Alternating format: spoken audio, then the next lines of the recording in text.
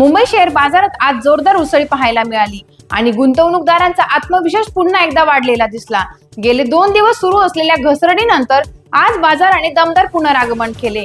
बाजारात उघडताच BSc Sensex मध्ये तब्बल 1187 अंकांची वाढ नोंदवली गेली। दिवसभर हा सकारात्मक कल कायम राहिला आणि शेवटी सेन्सेक्स 73,134 अंकांवर बंद झाला। त्याचबरोबर निफ्टी 348 अंकांनी उसळून 22,679 या पातळीवर बंद झाला। या वाढी मागे आंतरराष्ट्रीय घडामोडींचा मोठा वाटा असल्याचे तज्ञांचे मत आहे।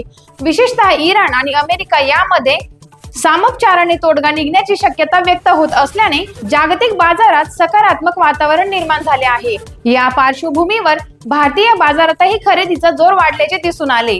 एकूणच आजचा दिवस गुंतवणूकदारांसाठी दिलासादायक ठरला असून पुढील काही दिवस बाजाराचा कल कसा राहतो याकडे सर्वांचे लक्ष लागले आहे। अशाच घडामोडींसाठी पाहत रहा टाइम्स ऑफ महाराष्ट्र।